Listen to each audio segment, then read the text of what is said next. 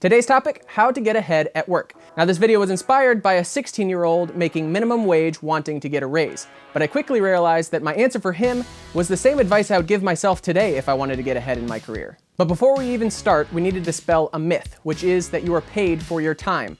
Now this is really confusing because we're paid by the hour, right? I mean, the more time you spend at work, the more money that goes into your bank account. In reality, we're paid for our value.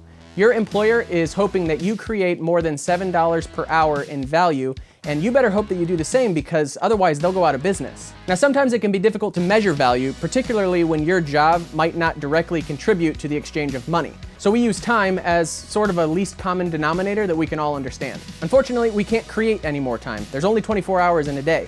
So how do we make more money? We create more value. Okay, that's enough philosophical stuff.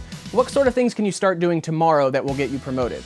Well, first, we're gonna need some marketable skills. Marketable meaning in demand. To gain more marketable skills, you're gonna need more responsibility. And to get more responsibility, you're gonna need to prove yourself responsible. So let's start with that. The first thing you can do is start showing up on time or early for every single one of your shifts. No excuses. You need to become your boss's most reliable employee. Second, always be working. Even when things are slow, still be doing something. Whether it's cleaning and organizing, or stocking, or taking inventory, it really depends on where you're working. When all of your coworkers are on their phones, you should be doing side work. Which brings us to number 3, be a good coworker. Being unlikable will cast a shadow on all of the hard work that you're doing.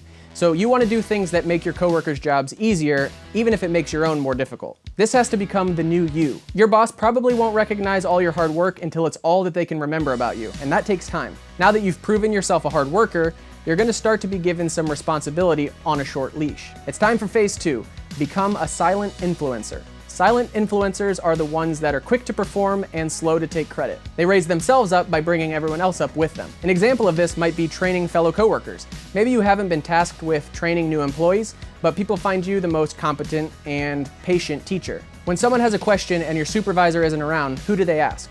When that person becomes you, you've just acquired a new marketable skill. Keep this up and you're ready for phase 3.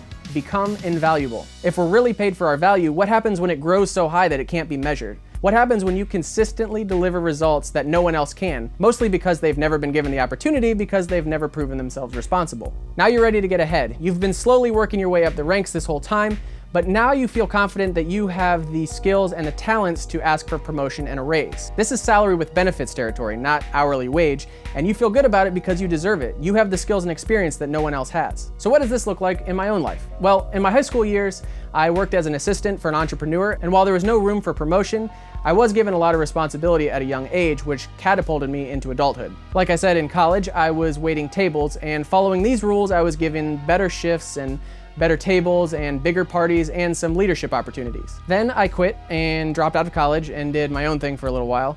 And then when we moved to New York, I started at a production company. I started by loading trucks, and then I was coordinating jobs, and then I was running tours, and then by the end of it, I was able to pick and choose which tours I wanted to run. At my current job, I started in a leadership role because of my previous experience.